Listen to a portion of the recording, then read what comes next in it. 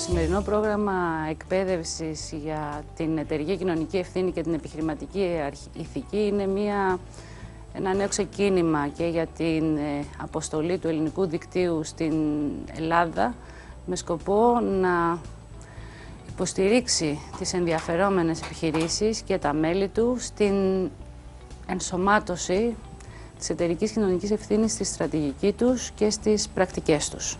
Και νομίζω ότι πραγματικά μπορεί να αποτελέσει το σημείο εκκίνησης για μια μεγαλύτερη και σε βάθος πια διαδικασία εκπαίδευσης και υποστήριξης των επιχειρήσεων στην κατεύθυνση και της κοινωνικής υπευθυνότητας και της βιώσιμης ανάπτυξης.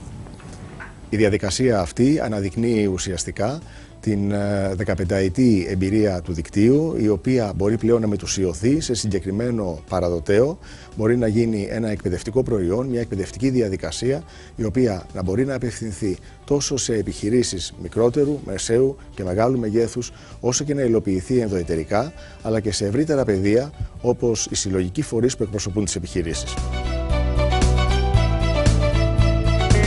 Πώς μπορώ εγώ να συνεισφέρω ή να καθοδηγήσω ή να κάνω τον πρεσβευτή ορισμένων ιδεών μέσα στην επιχείρηση. Μεγάλη πρόκληση για να το πετύχουμε και να το εφαρμόσουμε έτσι όπως πρέπει στην επιχείρησή μας, στην επιχείρηση που εργάζομαι.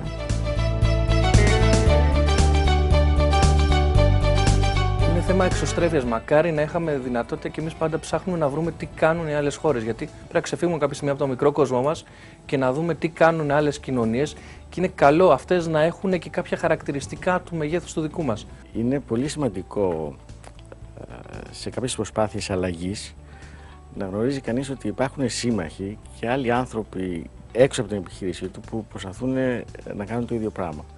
Και το γεγονός ότι υπάρχουν αυτοί και τους ανακαλύπτεις σου δίνει δύναμη και σου δίνει και κουράγιο να προχωρήσεις.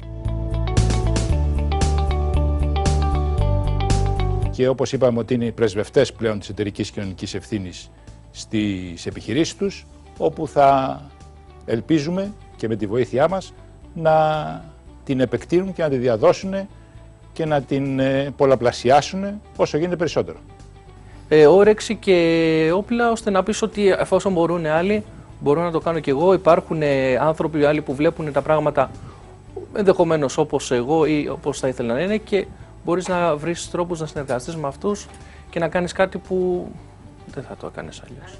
Ο άνθρωπος εκείνος ο οποίος πραγματικά νιώθει ότι μπορεί να αποδώσει τον καλύτερό του δυνατό εαυτό, η καρδιά του είναι μαζί με αυτή την επιχείρηση, τότε μπορεί να κάνει πολύ περισσότερα πράγματα για την επιχείρηση αυτή.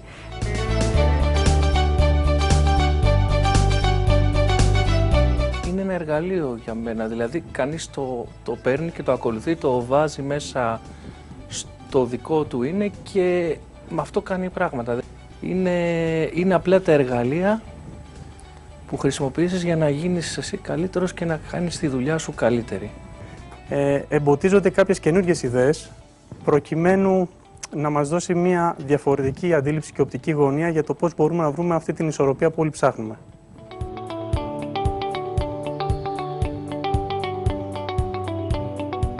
Νιώθουμε ικανοποίηση για αυτό που έγινε, το οποίο θα μπορούσα να το χαρακτηρίσω μεγαλειώδες, γιατί όταν οι άνθρωποι που δεν γνωρίζονται μπορούν μέσα σε μερικές ώρες να συνεργαστούν δημιουργικά, αυτό είναι πολύ μεγάλη επιτυχία.